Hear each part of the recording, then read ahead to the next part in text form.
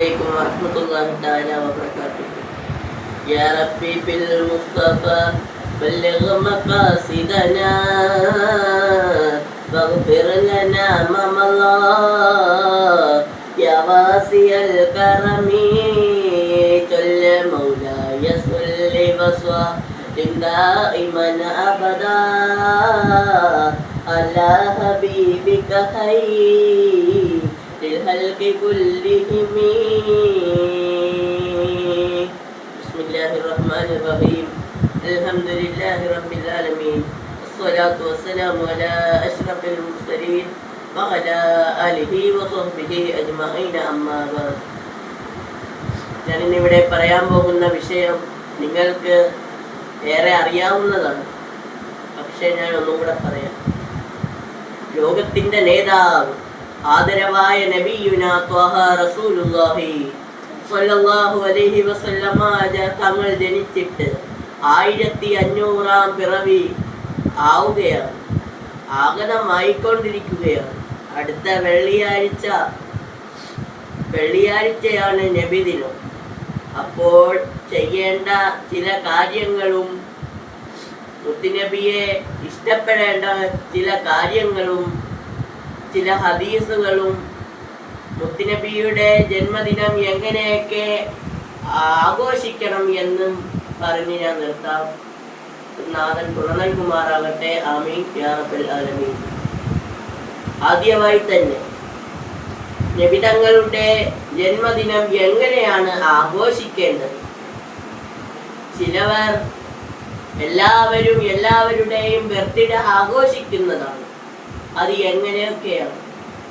അത് പടക്കം പൊട്ടിച്ചും മറ്റ് സൽക്കർമ്മങ്ങൾ ചെയ്തു ആഘോഷിക്കാം, മറ്റ് കൊള്ളരുതായ്മ ചെയ്തും ആഘോഷിക്കാം. അങ്ങനെ 2 വിധം ആഘോഷിക്കാം. അതിൽ മുത്തുനബിയുടെ ജന്മദിനം എങ്ങനെ ആഘോഷിക്കണം എന്ന് വെച്ചാൽ സൽക്കർമ്മങ്ങൾ കൊണ്ട് ആഘോഷിക്കണം. മുത്തുനബിയുടെ മദ്ഹ് ചൊല്ലി ആഘോഷിക്കണം. മുത്തുനബിയുടെ മേൽ മൗലിദും മറ്റ് മുത്തുനബിയുടെ മദ്ഹുകളും ചൊല്ലി ആഘോഷിക്കണം. അതിലൊരു മദ്ഹ് ഗാനമാണ്, അതിലൊരു അറബി ഗാനമാണ് നമുക്ക് ഏവർക്കും അറിയാവുന്ന ആരംഭപ്പൂവായ മുത്തുനബിയുടെ ഹദറത്തിൽ ചെന്നെത്താൻ ഞങ്ങൾക്ക് തൗഫീഖ് ഏകല്ലാഹ്. വഹല്ലിൽ കുബ്ബത്തിൽ ഹദറായി കുബ്ബത്തി സയ്യിദിൽ കൗനൈനി അഫ്ളല ഖുർറത്തൽ ഐനൈനി منجب مرتاح المشتكي حبا ثقلين أجمل خير الفريقين طه وياسين من نبينا أنس العارفين أبي الله مولى الصالحين صلي وسلم عليه يا ربنا أزكى صلاة الله أدوم نحمد يا الله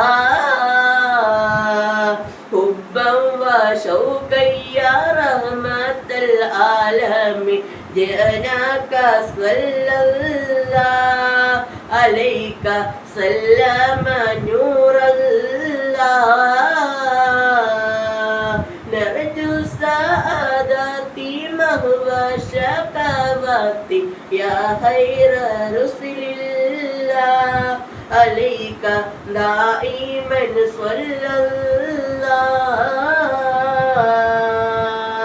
يا ربي سلمنا بحق سيدنا طه رسول الله أشرف الخلق رسول الله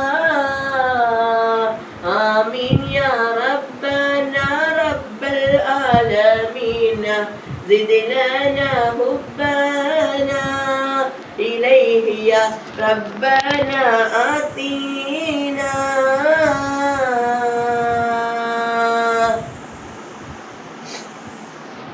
ഇത് നമ്മളുടെ മഹാനായ കുണ്ടൂർ ഉസ്താദ് എഴുതിയ ചില വരികളാണ്. ആരംഭപ്പൂവായ മുത്തുനബിയുടെ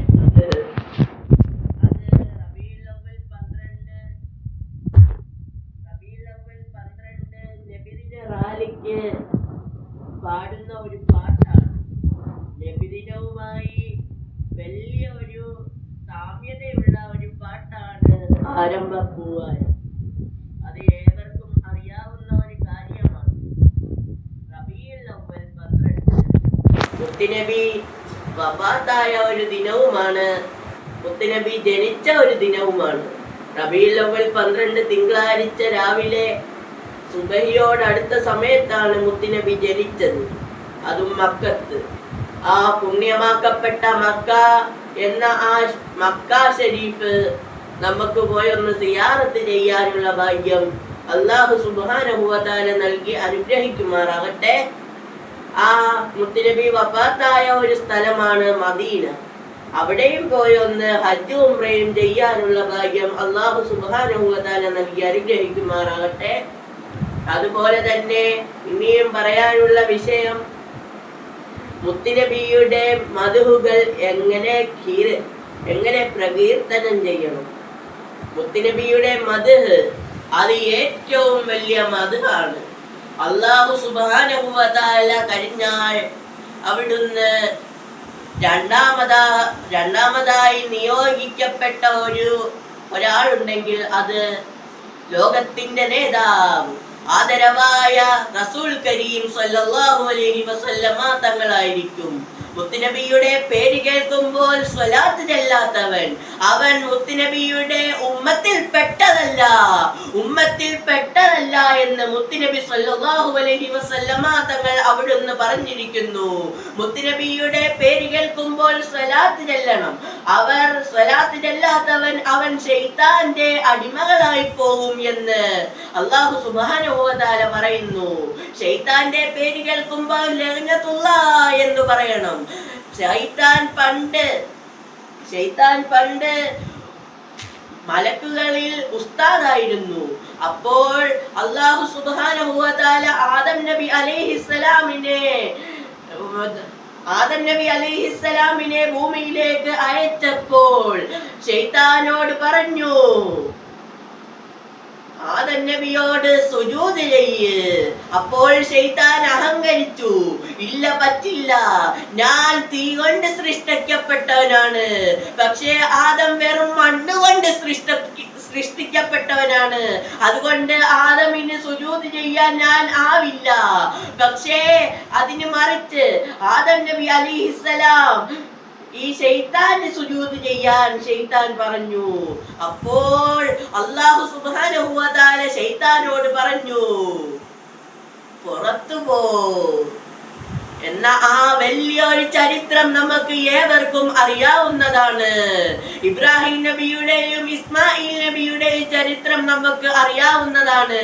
അങ്ങനെ പല പല ചരിത്രങ്ങൾ എന്തിനു പറയുന്നു? ലോകത്തിന്റെ നേതാവ് അത് ആദരവായ നബിയുനാ ത്വാഹ റസൂലുള്ളാഹി സ്വല്ലല്ലാഹു അലൈഹി വസല്ലമ തങ്ങളുടെ പേര് കേൾക്കുമ്പോൾ രോമാഞ്ചം കൊള്ളണം എന്നവർ നാളെ സ്വർഗത്തിൽ പോകുമെന്ന് അല്ലാഹു സുബ്ഹാനഹു വ തആല പറയുന്നു. റബീഉൽ അവ്വൽ വരുമ്പോൾ മാത്രമല്ല മുത്തുനബിയെ ഓർക്കേണ്ടത്, മറിച്ച് എല്ലാ സമയത്തും എല്ലാ നേരത്തും മുത്തുനബിയെ അവിടുന്ന് ഓർക്കണം എന്ന് അല്ലാഹു സുബ്ഹാനഹു വ തആല പറയുന്നു. അതിലൊരു ഖുർആൻ ഹദീസ് ഉണ്ട്. ഖാല റസൂലുള്ളാഹി സ്വല്ലല്ലാഹു അലൈഹി വസല്ലം, നബി സ്വല്ലല്ലാഹു അലൈഹി വസല്ലം തങ്ങൾ പറയുന്നു, ഇഖ്റഉൽ ഖുർആന ഫഇന്നഹു യഗ്തി യൗമൽ ഖിയാമത്തി ശഫീഅൻ ലസ്ഹാബിഹി. ഖുർആൻ നിങ്ങൾ പാരായണം ചെയ്യുക. ഖുർആനിന്റെ അഹലുകാർക്ക് ശുപാർശകനായി അന്ത്യദിനത്തിൽ ഖുർആൻ എത്തിച്ചേരുമെന്ന് അല്ലാഹു സുബ്ഹാനഹു വ തആല അവിടുന്ന് പറയുന്നു. ലോകത്തിന്റെ നേതാവും അവിടുന്ന് എന്ന് പറയുന്നു. അതിന്റെക്കാട്ടിലും വലിയ വല്ലോ ഉദാഹരണങ്ങളും നിങ്ങൾക്ക് വേണോ? വേണ്ടല്ലോ. അതാണ് ഏറ്റവും വലിയ ഉദാഹരണം. അള്ളാഹുവിനെ സ്നേഹിക്കുക, അവിടുന്നുള്ള അംബിയ മുർസലീങ്ങളെ സ്നേഹിക്കുക, മുത്തുനബിയെ സ്നേഹിക്കുക. അവിടുന്ന് വരുന്ന എല്ലാ നബിമാരെയും നമ്മൾ സ്നേഹിക്കുക. എന്നാൽ അല്ലാഹു സുബ്ഹാനഹു വ തആല നാളെ ജീവിതത്തിൽ വിജയം കാണിച്ചു തരും എന്നതിൽ ആരും സംശയിക്കില്ല. അത് അല്ലാഹു സുബ്ഹാനഹു വ തആല പറഞ്ഞിരിക്കുന്ന ഒരു ഉറപ്പാണ്. നമുക്ക് ഉറപ്പാണ്. മുത്തുനബി സല്ലല്ലാഹു അലൈഹി വസല്ലമ തങ്ങളെ നിങ്ങളൊന്ന് സ്നേഹിച്ചു നോക്കുക. എന്നാൽ നിങ്ങൾക്ക് ഉറപ്പായും നാളെ ഒരു വിജയം കാണും. അത് വലിയ ഒരു വിജയമായിരിക്കും. അതുപോലെ തന്നെ അല്ലാഹു സുബ്ഹാനഹു വ തആല തന്നെ പറഞ്ഞിരിക്കുന്നു, നമ്മൾ ആരെയും ഭൂമിയിൽ പേടിക്കേണ്ടതില്ല. ആകപ്പാട് ഒരാളെ പേടിച്ചാൽ മതി, അത് അല്ലാഹു സുബ്ഹാനഹു വ തആലയെ പേടിച്ചാൽ മതി. പിന്നെ മുത്തുനബിയെ ബഹുമാനിക്കുകയും ഇഷ്ടപ്പെടുകയും വേണം. എന്നാൽ നമ്മൾക്ക് വിജയം കാണും എന്ന് അല്ലാഹു സുബ്ഹാനഹു വ തആല പറയുന്നു. നമ്മളല്ലാതെ ഉള്ളവരെ എല്ലാം പേടിക്കണ്ട, കാണുന്നവരെ എല്ലാം പേടിക്കണ്ട. നമ്മൾ ഒരാളെ പേടിക്കണം. അത് ആരെയെന്നറിയുവോ? അല്ലാഹു സുബ്ഹാനഹു വ തആല മാത്രം പേടിക്കണം. അത് നമുക്ക് പേടി കാണും, പക്ഷേ അത് നമ്മൾ പ്രവർത്തിക്കാൻ മടിയായിരിക്കും. നമ്മൾ എല്ലാവരെയും പേടിക്കുന്നവരാണ്, പക്ഷേ അതൊന്നും വേണ്ട. നമ്മൾ ഒരാളെ പേടിക്കണം. അത് ആരെയാ? അല്ലാഹു സുബ്ഹാനഹു വ തആലയെ പേടിക്കണം. മുത്തുനബി സല്ലല്ലാഹു അലൈഹി വസല്ലമ തങ്ങളെ ബഹുമാനിക്കണം, ഇഷ്ടപ്പെടണം, അവിടുന്ന് മുഹബ്ബത്ത് വെക്കണം. എന്നാൽ താനെ നമ്മളുടെ വിജയം പുറകാലെ മുത്തുനബിയും അല്ലാഹു സുബ്ഹാനഹു വ തആലയും പരിശ്രമിച്ച് അത് നമുക്ക് നേടിയെടുക്കാൻ കഴിയും. അടുത്തതായി നമ്മൾ എപ്പോഴും മുത്തുനബിയെ സ്നേഹിക്കണം. അല്ലാതെ റബീഉൽ അവ്വൽ വരുമ്പോൾ മാത്രമല്ല. മുസ്ലിങ്ങൾക്ക് മൂന്നാം പെരുന്നാളാണല്ലോ റബീഉൽ അവ്വൽ 12. ഒന്നാം പെരുന്നാളും രണ്ടാം പെരുന്നാളും കഴിഞ്ഞ് മൂന്നാം പെരുന്നാളാണല്ലോ റബീഉൽ അവ്വൽ 12. അതായത് മുത്തുനബിയുടെ മാസം. ആ മാസത്തിൽ കുറെ മൗലിദ് പാരായണവും കുറെ ദിക്റുകളും സ്വലാത്തുകളും ഒന്നും പറ്റിയില്ലെങ്കിൽ സ്വല്ലല്ലാഹു അലാ മുഹമ്മദ് സ്വല്ലല്ലാഹു അലൈഹി വസല്ലം എന്നെങ്കിലും ഉരുവിട്ടുകൊണ്ടിരുന്നാൽ അവന് പുറകാലെ വിജയം കാണുമെന്ന് അല്ലാഹു സുബ്ഹാനഹു വ തആല പറയുന്നു. നമ്മൾക്ക് വിജയം കാണാനുള്ള ഭാഗ്യം അല്ലാഹു സുബ്ഹാനഹു വ തആല നൽകി അനുഗ്രഹിക്കുമാറാകട്ടെ. ഞാൻ പറഞ്ഞതിൽ എന്തെങ്കിലും തെറ്റുകുറ്റങ്ങൾ ഉണ്ടെങ്കിൽ എല്ലാവരും പുറത്ത് മാപ്പാക്കി നൽകണമെന്ന് ഞാൻ വിനീതമായി അപേക്ഷിക്കുന്നു. എന്റെ വാക്കുകൾക്ക് വിരാമം കുറിക്കുന്നു. നാളെ മുത്തുനബിയെ സ്വപ്നത്തിൽ കൂടി കാണുവാനുള്ള ഭാഗ്യം അല്ലാഹു സുബ്ഹാനഹു വ തആല നൽകി അനുഗ്രഹിക്കുമാറാകട്ടെ. നമ്മൾ നാളെ മരണപ്പെടാൻ നേരം മുത്തുനബി ശുപാർശകനായി അന്ത്യദിനത്തിൽ ഖുർആനിനെയും മുത്തുനബി സല്ലല്ലാഹു അലൈഹി വസല്ലമ തങ്ങളും വരാനുള്ള ഭാഗ്യം അല്ലാഹു സുബ്ഹാനഹു വ തആല നൽകി അനുഗ്രഹിക്കുമാറാകട്ടെ. നാളെ മരിക്കുവാൻ നേരം മുത്തുനബിയെ സ്വപ്നത്തിൽ കൂടി കണ്ട് ആ പുണ്യമാക്കപ്പെട്ട മക്കയും മദീനയും ഒന്ന് ചുംബിച്ച് മുത്തുനബിയെയും കൈ ഒന്ന് മുസാഫഹത്ത് ചെയ്ത് മരിക്കുവാനുള്ള ഭാഗ്യം അല്ലാഹു സുബ്ഹാനഹു വ തആല നൽകി അനുഗ്രഹിക്കുമാറാകട്ടെ. നാളെ മരിക്കുവാൻ നേരം കലിമ ഷഹാദത്തായ ലാ ഇലാഹ ഇല്ലല്ലാഹ് മുഹമ്മദുർ റസൂലുള്ളാഹി സ്വല്ലല്ലാഹു അലൈഹി വസല്ലം എന്ന ആ പുണ്യമായ വചനം ചൊല്ലി മരിക്കുവാനുള്ള ഭാഗ്യം അല്ലാഹു സുബ്ഹാനഹു വ തആല നൽകി അനുഗ്രഹിക്കുമാറാകട്ടെ. നാളെ മരിച്ചു ചെല്ലുമ്പോൾ സ്വർഗത്തിൽ മുത്തുനബിയോടൊപ്പം മുത്തുനബിയോടൊപ്പം ജീവിക്കുവാനുള്ള ഭാഗ്യം അല്ലാഹു സുബ്ഹാനഹു വ തആല നൽകി അനുഗ്രഹിക്കുമാറാകട്ടെ. ആമീൻ യാ റബ്ബൽ ആലമീൻ എന്ന ദുആ വസിയത്തോടു കൂടി എന്റെ വാക്കുകൾക്ക് വിരാമം കുറിക്കുന്നു. വആഖിറു ദഅ്വാനാ അൽഹംദുലില്ലാഹി റബ്ബിൽ ആലമീൻ. അസ്സലാമു അലൈക്കും വറഹ്മത്തുള്ളാഹി തആല വബറകാതുഹു.